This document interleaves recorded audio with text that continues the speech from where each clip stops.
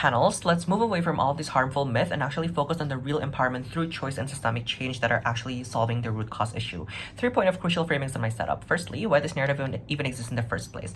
I think this narrative rises as a response towards the historical gender oppression, where for far too long women are always confined to these domestic roles with very minimal access towards professional or public spectrum, which is why the feminist movement and the societal shifts to sort of try to challenge these limitations, right? So the initiative of this narrative is to empower and to inspire women to break the ceiling, to evolve into a rigid societal expectation where we want to suggest women that are modern, successful, and one must excel in both career and family life simultaneously. Secondly, what this narrative looks like and why do we regret it in a nutshell? I think this looks like a glorified ideal image where women are always expected to climb the career ladder, maintain a perfect household, and fulfill all these traditional family roles simultaneously. So there will be common phrases like, oh, you can have it all if you try hard enough, which already exists in our status quo, and just all these movies and media, they're always idolizing women who do it all, but not really showing the immense sacrifices, support, or any type of systemic privilege that is unfortunately and realistically needed, right? But yet the media keeps on portraying this superwoman juggling everything very seamlessly, and just the social norms that always glorify things like multitasking and perfection in both spheres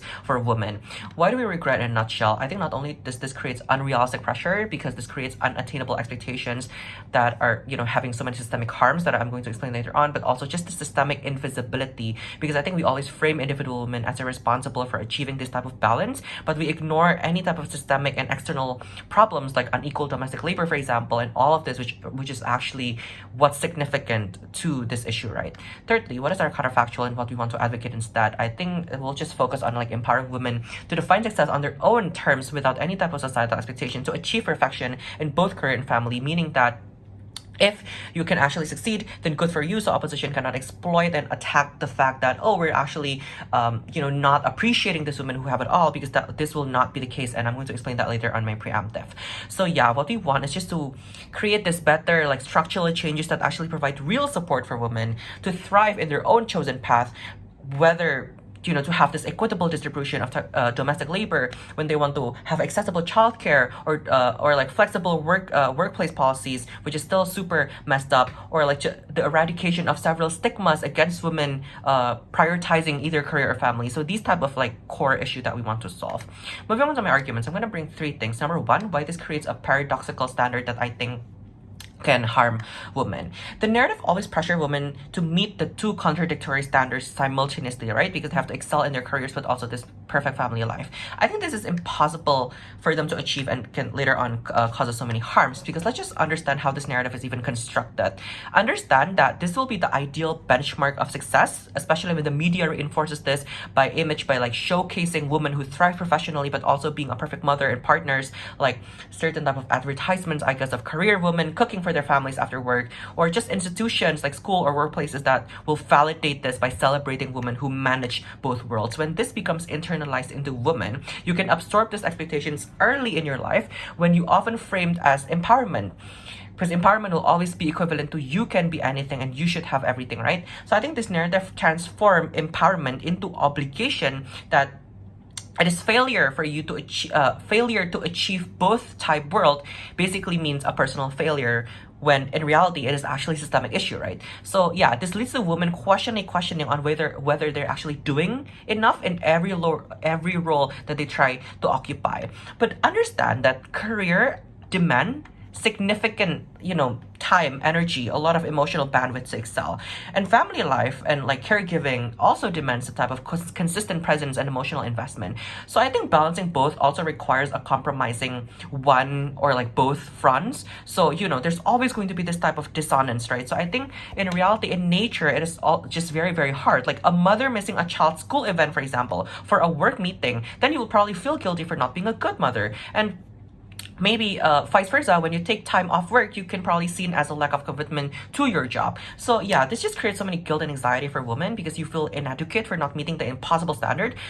And in the long run, things like depression or even imposter syndrome, for example, and it will causes you so many burnouts and just a lot of these stress-related disorder, because you feel like you're never going to be enough. And this is going to be a self-reinforcing cycle, because you always struggle to meet this type of expectation when society always pressures those who succeeds. So it perpetuates the idea that, oh, others should also be able to achieve this balance, when it's not really the thing, right? But then secondly, Why does this actually, perpetuates like worse structural inequality against women?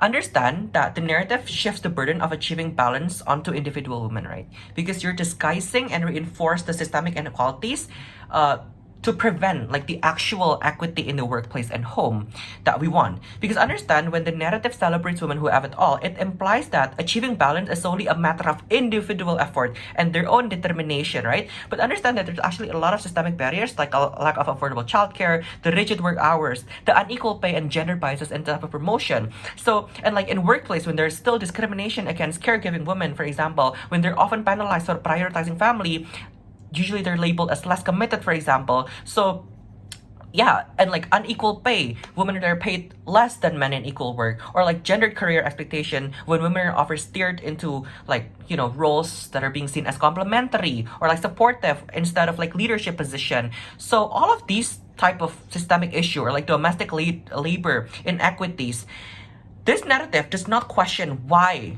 women disproportionately tries to handle all of this domestic work despite working full time, right?